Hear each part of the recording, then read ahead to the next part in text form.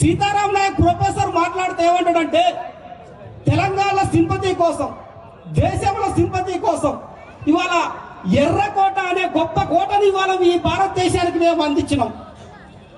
భారతదేశంలో గొప్ప ఆర్కిటెక్చర్స్ లకీసా బంజారా అనే వ్యక్తి ఇవాళ ఎర్రకోటను కట్టించిండు. భారతదేశంలో ఏ కట్టడం అయినా, రాష్ట్రపతి భవనం అయినా, ఇంకో తాజ్మహల్ అయినా, ఇంకో కట్టడం అయినా కానీ మేమే కట్టినాం. ఈ దేశానికి వలస వచ్చిన గోండులే ఇవాళ మా మీద బురద చల్లుతానని మొసలి కన్నీరు గారుస్తాడు ప్రొఫెసర్ సీతారాం నాయక్. మొసలి కన్నీరు కన్నీరు అవుతుందా?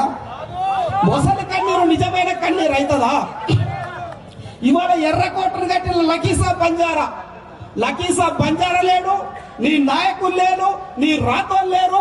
మీరంతా వచ్చింది ఆఫ్ఘనిస్తాన్ లోని గోర్ అనే ప్రాంతం నుంచి వెళ్ళి మొఘల్స్తో ఢిల్లీకి వచ్చి అక్కడ ఊడిగం చేసుకుంటా అక్కడ నుంచి ఇవాళ దక్షిణ భారతదేశం వచ్చే క్రమంలో అక్కడ ఛత్రపతి శివాజీ లాంటి ద్రవిడ సామ్రాజ్య, మరాఠా సామ్రాజ్యాలు ఓడించే దాంట్లో కీలక పాత్ర పోషించి ఇక్కడ నిజాంకు దగ్గరుండి చరిత్రలో ఎక్కడైనా కానీ రాజుపక్షాల నుండి ఇవాళ నువ్వు ప్రయాణం చేసిన చరిత్ర అనేది ఇవాళ నువ్వు ఢిల్లీ ఎర్రకోట కట్టినావంటే ఇక్కడ ఎవరు చేతులు కట్టుకోలేరు.